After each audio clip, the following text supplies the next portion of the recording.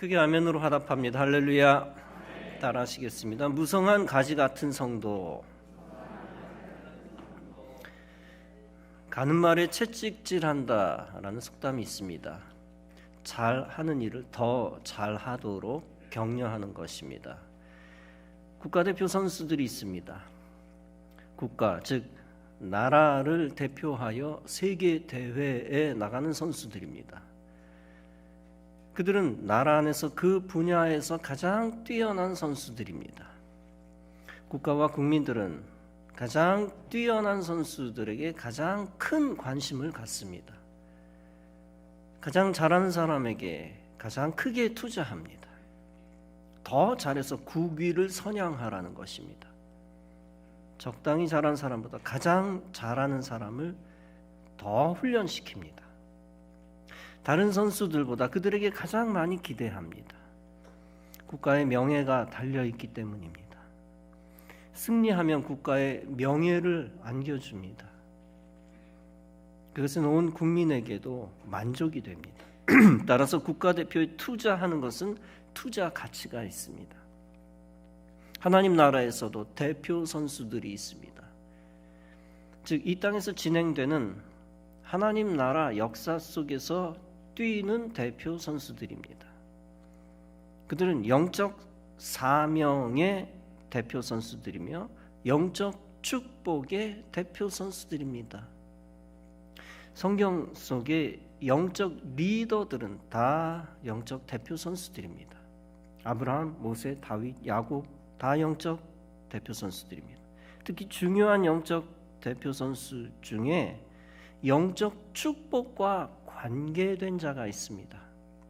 복 위에 복을 받은 축복의 본보기, 또 은혜 위에 은혜를 받은 은혜의 본보기입니다. 다름 아니라 구약 성경의 요셉입니다. 본문은 말씀합니다. 요셉은 무성한 가지, 곧 샘 곁에 무성한 가지라. 그 가지가 담을 넘었도다. 요셉의 곡간에는 곡식이 가득합니다. 가축들이 풍성합니다. 요셉의 자녀들은 애굽 땅까지 이르러 충만한 복을 받았습니다. 사실 요셉에게는 적들이 많았습니다. 자기 형들이 적이었습니다. 보디발의 아내가 적이었습니다. 그러나 그는 적들에 의해 무너지지 않았습니다. 하나님이 요셉 편이 되어주셨습니다. 따라서 본문은 말씀합니다. 활 쏘는 자가 그를 학대하며 적개심을 가지고 그를 쏘았으나 요셉의 활은 도리어 굳세며 그의 팔은 힘이 있으니 이는 야곱의 전능자 이스라엘의 반석의 목자의 손을 힘입음이라. 야곱이 요셉을 축복하고 있는 겁니다. 야곱의 축복입니다. 성경은 계속 말씀합니다. 이 축복이 요셉의 머리로 돌아오며 그 형제 중 뛰어난 자의 정수리로 돌아오리로다.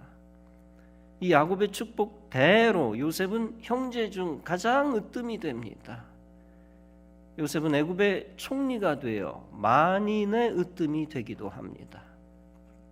요셉으로부터 두 지파가 나옵니다.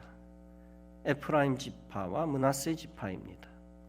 가나안에서 그들의 땅은 다른 지파의 3배에 달합니다. 요단강 동쪽에서 므낫세의 절반 지파, 므낫세 반 지파라고도 하죠. 므낫세의 절반 지파, 즉 제1 므낫세 지파가 땅을 차지했습니다. 요단강 서쪽에서 역시 제2 므낫세 지파가 땅을 차지했습니다. 여호수아는 요셉의 족속 에브라임과 므낫세를 축복합니다. 너는 큰 민족이요 큰 권능이 있은즉 한 분기만 가질 것이 아니라 그 산지도 네 것이 되리니 비록 삼림이라도 네가 개척하라. 그 끝까지 네 것이 되리라. 가나안 사람이 비록 철병거를 가졌고 강할지라도 네가 능히 그를 쫓아내리라. 에브라임 지파는 오랫동안 북이스라엘의 중심적인 역할을 합니다. 이스라엘에는 비가 많지 않습니다. 그런데 갑자기 푸른 숲이 나타날 때가 있습니다. 물이 있는 곳에 푸른 숲이 나타납니다. 물가에 심긴 나무는 사시사철 푸르고 싱싱합니다. 요셉은 이스라엘이라는 담을 넘었습니다. 요셉은 애굽까지 이르러 무성한 존재가 되었습니다. 사랑하는 성도 여러분, 여러분도 요셉처럼 담을 넘는 축복이 있기를 바랍니다. 담을 넘는다는 것은 자신의 지경을 뛰어넘는다는 얘기입니다. 자신의 능력의 한계를 뛰어넘는 것입니다. 여러분, 여러분의 가정의 한계, 지경을 뛰어넘으시기 바랍니다. 여러분의 사업장, 직장의 한계를 뛰어넘으시기 바랍니다. 여러분의 지역이나 터전도 뛰어넘으시기 바랍니다. 난국의 지경, 관악구의 지경을 뛰어넘으시기 바랍니다. 이 나라 한국의 지경도 뛰어넘으시기 바랍니다. 교회 현장은 어떻습니까? 감리교단의 지경도 뛰어넘어야 합니다. 거룩하고 의로운 일들을 이루기 위해 필요한 것들이 있습니다. 비신앙적인 일들을 이기기 위해 필요한 것들이 있습니다. 그것은 교단의 한계도 뛰어넘어야 한다는 것입니다. 교단들이 협력하고 힘을 합칠 때 교회도 나라도 살아난다는 것입니다. 에스겔은 성전에서 물이 나오는 환상을 보았습니다. 에스겔 47장은 말씀합니다. 성전 문지방 밑에서 물이 나와 동쪽으로 흐르다가 성전 오른쪽 제단 남쪽으로 흘러내리더라. 그 사람이 내게 그 물을 건너게 하시니 물이 발목에 오르더라. 물이 무릎에 오르고 물이 허리에 오르고 물이 내가 건너지 못할 강이 된지라. 그가 내게 이르시되 이 물이 바다에 이르리니 이 흘러내리는 물로 그 바다의 물이 되살아나리라. 이 강물이 이르는 곳마다 번성하는 모든 생물이 살고 또 고기가 심히 많으리니 이 물이 흘러감으로 바닷물이 되어 살아나겠고 이 강이 이르는 각처에 모든 것이 살 것이라. 이 강가에 어부가 설 것이니 엔게디에서부터 에네글라임까지 그물 치는 곳이 될지라. 그 고기가 각기 종류에 따라 큰 바다의 고기같이 심히 많으려니와 강 좌우가에는 각종 먹을 과실나무가 자라서 그 잎이 시들지 아니하며 열매가 끊이지 아니하고 달마다 새 열매를 맺으리니 그 물이 성소를 통하여 나옴이라. 그 열매는 먹을 만하고 그 잎사귀는 약 재료가 되리라. 이 에스겔의 환상이 주는 영적 교훈이 무엇입니까? 성전에 들어온 사람은 은혜를 받고 또 은혜를 받아야 한다는 것입니다. 은혜의 물속에 더 깊이 들어가 영적 수준을 높여야 한다는 것입니다. 성전에서 나오는 은혜의 물은 영적인 생수라는 겁니다. 그 생수는 구원과 축복이라는 것입니다. 즉 성전에서 구원이 시작되고 성전에서 축복이 시작된다는 것입니다. 그것은 성전에서 흘러나오는 물이 생명의 역사를 일으킨다는 것입니다. 즉 죽어가는 모든 것들을 살려낸다는 것입니다. 죽어가는 생물과 식물과 땅이 살아난다는 것입니다. 또한 열매가 풍성한 풍요로움의 복이 넘쳐난다는 것입니다. 그러므로 우리는 성전에서 나오는 생수를 마셔야 합니다. 은혜의 물줄기가 끊어지지 않게 해야 합니다. 단순히 생수를 받아 마시는 수준에 머물러서는 안 됩니다. 생수 속에 깊이 빠져 온전한 하나님의 사람이 되어야 합니다. 환상 속의 어부는 복음을 위한 사역자를 의미합니다. 성전이 있는 곳에 생수가 있고 생수가 있는 곳에 사역자들, 사명자들이 있습니다. 이 사역자들, 사명자들은 영혼을 구원하는 자들입니다. 은혜의 물은 차고 흘러넘칠수록 좋은 것입니다. 고갈되는 것보다 흘러넘칠수록 좋은 것입니다. 생수가 흘러넘칠 때 모든 생물들도 번성합니다. 영적 생수가 흘러넘칠 때 사람들이 영적으로 충만해집니다. 그뿐 아니라 사람들이 풍요로움의 복도 누립니다. 그때 성도는 무성한 가지 같은 성도가 됩니다. 성도는 반드시 은혜의 물가에 있어야 합니다. 그 은혜의 물가에 뿌리 내려야 합니다. 그때 비로소 성도는 무성한 가지를 만드는 성도가 되는 것입니다. 그 가지를 통하여 푸른 잎들을 만들고 싱싱한 열매를 만듭니다. 시편 1편에서 다윗은 복 있는 자가 반드시 있어야 할 곳을 알려줍니다. 복 있는 사람은 여호와 율법을 즐거워하여 그의 율법을 주야로 묵상하는 자로다. 그는 시냇가에 심은 나무가 철을 따라 열매를 맺는 것과 같고 그 잎사귀가 마르지 아니함 같으니 그가 하는 모든 일이 다 형통하리로다. 즉 성도가 반드시 있어야 할 곳은 말씀의 시냇가라는 겁니다. 말씀의 시냇가에 있기 위해 무엇을 해야 한다는 것입니까? 그것은 하나님 말씀을 즐거워하는 것이다 라는 겁니다. 말씀의 시냇가에 있기 위해 또한 무엇을 해야 한다는 것입니까? 하나님 말씀을 밤낮으로 묵상하는 것이다 라는 것입니다. 말씀의 시냇가에 있다는 것은 거기에 뿌리를 내리는 것입니다. 그렇게 함으로 시냇물을 끊임없이 먹는 것입니다. 말씀을 끊임없이 먹으면 풍요로움과 형통함의 복을 받는다는 것입니다. 다윗은 시편 23편에서도 주님이 주시는 물의 축복을 고백합니다. 그가 나를 푸른 풀밭에 누이시며 쉴만한 물가로 인도하시는도다. 내 영혼을 소생시키시고 자기 이름을 위하여 의의 길로 인도하시는도다. 즉 하나님은 인생을 소생시키실 때 물가로 인도하여 소생시키신다는 것입니다. 반드시 주님이 준비하신 물가로 와서 그 물을 마셔야 합니다. 그때 인생은 비로소 소생하고 치유되고 새 힘을 얻습니다. 따라서 성도는 어떤 일이 있어도 물가를 떠나서는 안 됩니다. 물 옆에 집을 지으라는 얘기가 아닙니다. 하늘에서 흘러나오는 물에서 멀어지면 안 된다는 것입니다.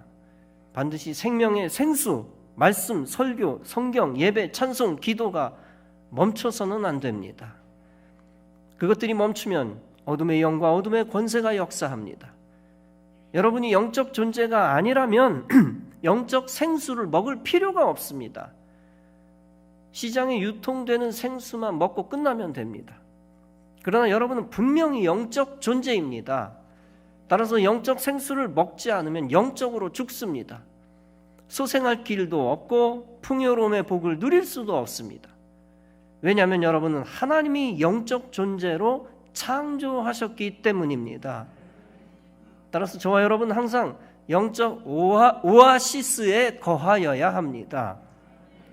이스라엘 백성들이 출애굽한 후 광야를 지났습니다. 마라라고 하는 곳에서 쓴 물을 경험합니다. 동시에 모세의 기도를 통하여 단물을 경험합니다. 그 후 백성들은 엘림에 도착합니다.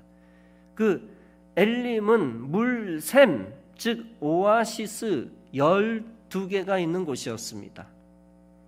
종려나무 70그루가 있는 곳이었습니다. 그들이 그 물 곁에 장막을 쳤습니다.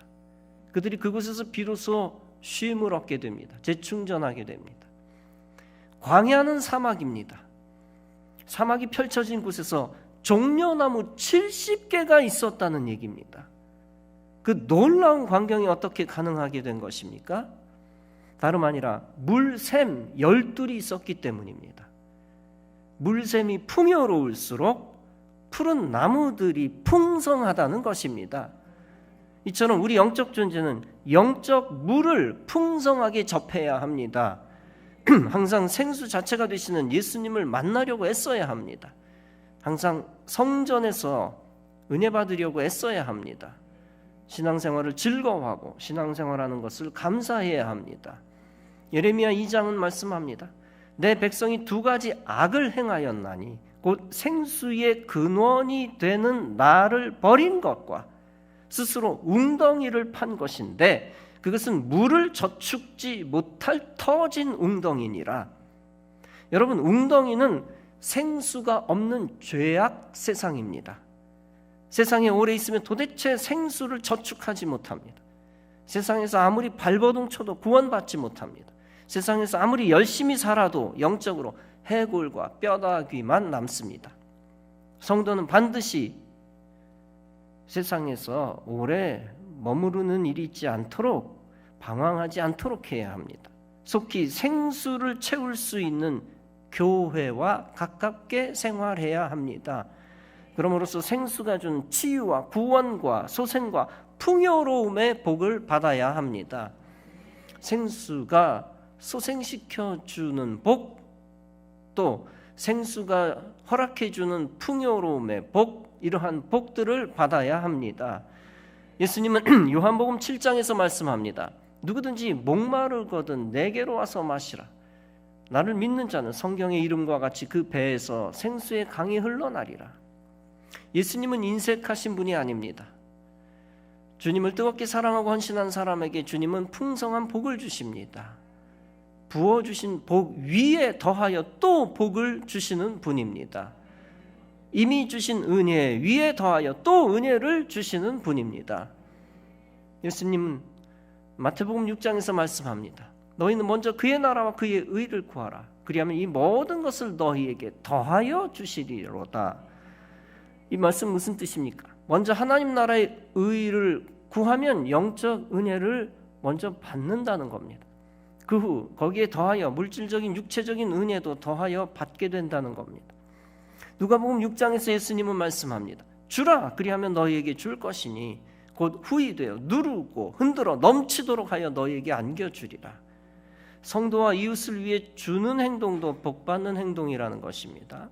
인색하지 않고 그리스도의 사랑을 나눌 때 넘치는 복을 받는다는 것입니다. 넘치는 복이란 무슨 뜻입니까? 받은 복 위에 또 복을 받는다는 얘기입니다. 기독교의 축복은 따로 제한이 없다는 뜻입니다. 인간이 적당한 규칙을 두고 커트라인을 정한 것이 아니라는 것입니다. 복 위에 복을 주시는 것은 만왕의 왕이 되신 예수님께 달린 일입니다. 예수님은 달란트 비유를 통해 많은 것을 교훈하십니다. 그중 하나는 충성된 종은 그냥 복을 받는 것이 아니라 복 위에 복을 받는다는 것입니다. 비유 속의 주인이 타국에 가면서 돈을 종들에게 맡깁니다. 5달란트 받은 종은 열심히 장사하여 5달란트를 더 남깁니다. 2달란트 받은 종도 충성스럽게 일하여 2달란트를 더 남깁니다. 그러나 1달란트 받은 종은 일을 하지 않습니다. 1달란트를 그냥 보관했다가 주인에게 내밉니다. 주인이 화가 나서 그에게 징계를 내립니다. 악하고 게으른 종아, 이 무익한 종을 바깥 어두운 데로 내쫓으라. 거기서 슬피 울며 이를 갈리라. 그러면서 그의 1달란트를 빼앗아 10달란트 가진 자에게 넘겨줍니다. 인간의 눈으로 봤을 때는 비유 속의 주인의 심판이 납득되지 않습니다. 10달란트 가진 자는 충분히 가지지 않았는가? 꼭 1달란트까지 더 얹어줄 필요가 있는가? 아니면 주더라도 5달란트, 2달란트 가진 자에게나 주면 더 낫지 않을까? 아니면 1달란트를 주인이 보관하고 있다가 더 공정한 데 써야 하지 않을까? 그 외에 여러 가지 인간이 상상해 볼 수 있는 정의로운 길들이 있습니다. 그러나 비유 속의 주인의 말은 예수님의 판단입니다. 예수님이 그렇게 하신 것은 가장 의로운 심판입니다. 예수님이 단순히 전래동화를 소개한 것이 아니죠. 예수님이 친히 만든 비유를 직접 제자들에게, 사람들에게 말씀하신 것입니다. 따라서 우리는 예수님의 심정과 뜻을 그대로 받아들여야 합니다. 비유 속에서 예수님은 주인의 말을 이야기하십니다. 무릇 있는 자는 받아 풍족하게 되고 없는 자는 그 있는 것까지 빼앗기리라. 이 비유 속의 선언을 오해해서는 안 됩니다. 단순히 있는 자에게 터무니없이 더 주신다는 뜻이 아닙니다. 없는 것도 억울한데 불의하게 남은 것까지 약탈당한다는 뜻이 아닙니다. 항상 성경을 읽을 때는 예수님의 진의를 알아야 합니다. 예수님은 가장 충성스러운 자에게 가장 큰 복을 주신다는 것입니다. 무조건 순종할 때에 하나님의 의를 이룬 자에게 먼저 복을 주신다는 것입니다. 이미 큰 복을 주셨어도 기회가 되면 복을 더하여 주신다는 것입니다. 한편 악한 자의 재물을 이동시켜서라도 의인에게 더하여 주신다는 것입니다. 은혜 위에 은혜를 부어 주신다는 것입니다. 여러분 모두 이 축복의 영적 원리를 믿고 받아들이시기 바랍니다. 그 원리에 따라 첫째, 주인 되신 하나님의 마음과 하나 되시기 바랍니다. 그 마음 가지고 세상 조건을 뛰어넘어, 환난의 조건도 뛰어넘어, 인간 한계의 조건도 뛰어넘어 충성하시고 헌신하시기 바랍니다. 그러면 하나님은 그 마음과 행동 가운데 복을 주실 것입니다. 하나님은 어떤 식으로 길을 열어서라도, 어떻게 하셔서라도 넘치도록 복을 주실 것입니다. 사랑하는 성도 여러분, 은혜를 조금 받았다고 자만하여 은혜 받는 일을 멈추지 말 것입니다. 이 정도면 됐다라고 안심하며 기도하는 것을 멈추지 말 것입니다. 하나님은 얼마든지 은혜를 아는 자에게 은혜를 더 부어주시기를 원하십니다. 은혜를 많이 받으면 많이 받을수록 좋은 것입니다. 하나님의 선물을 받은 후 또 받으면 좋은 것입니다. 영적 선물, 은사든 육신적 선물이든 주시는 대로 받을 것입니다. 요한복음 1장은 말씀합니다. 우리가 다 그의 충만한 데서 받으니 은혜 위에 은혜로라. 여러분, 작은 그릇에 만족하여 작은 복을 받고 끝나지 말 것입니다. 기왕이면 하나님이 주실 큰 복을 받을 만한 큰 그릇을 준비하시기 바랍니다. 주님의 마음을 헤아리고 주님의 마음을 따라가면 큰 그릇 됩니다. 주님의 행동도 본받고 주님의 행동을 따라하면 큰 그릇 됩니다. 주님을 따라 마음이 신실하고 주님을 따라 행동이 신실하면 큰 그릇 됩니다. 큰 그릇 되면 주님께 합한 자 되어 주님이 큰 은혜와 복을 부어주십니다. 준비한 큰 그릇, 거기에서부터도 흘러넘치는 크게 부어주시는 은혜와 복을 받으시기 바랍니다. 그 은혜와 복을 받아 더욱 크게 쓰임받는 여러분 되시기 바랍니다. 신앙생활 중에 원망, 불평만 늘어놓으면 하나님은 그릇을 교체해 주시지 않습니다. 작은 은혜만 딱 주시고 더 이상 부어주시지 않습니다. 반대로 신앙생활 중에 감사가 넘쳐나고 신앙적 의리가 넘쳐나면 달라집니다. 하나님은 흔쾌히 여러분을 위해 축복의 큰 그릇으로 바꾸어 주십니다. 장벽을 뛰어넘어 무성한 가지를 뻗치는 성도가 되게 하실 것입니다. 넘치는 복을 받은 선조들처럼 여러분도 실제 넘치는 복을 받으시기 바랍니다. 30배 열매 만족하지 말고 60배, 100배의 복을 사모하시기 바랍니다. 사모하는 자에게 하나님이 더하여 주시는 능력을 경험하시기 바랍니다. 그 거룩하고 놀라운 경험으로 감사하며 하나님께 영광 돌리시기 바랍니다. 여러분이 넘치는 복을 받아야 하는 이유는 인간의 만족을 위한 것이 아닙니다. 인간의 만족을 위하여 넘치는 복을 사모하면 그거는 악한 기복주의에 머무는 것이죠. 여러분이 넘치는 복을 받아야 하는 이유는 거룩한 사명 때문입니다. 주님이 엄청난 것을 부어주시려고 준비하셨는데 여러분이 간장종지를 들고 있다면 여러분은 직무유기를 하는 것입니다. 큰 그릇을 준비하시기 바랍니다. 여러분이 더욱 크게 헌신해야 할 사명이 있기 때문에 여러분은 주님의 마음을 품어야 하고 또 심령을 넓혀야 합니다. 부어주시는 은총을 보고 사람들도 함께 헌신해야 되기 때문에 축복의 본보기에 주님이 부어주시는 것입니다. 담장을 넘어 가지를 뻗는 믿음의 선조들처럼 축복의 가지를 뻗으시기 바랍니다.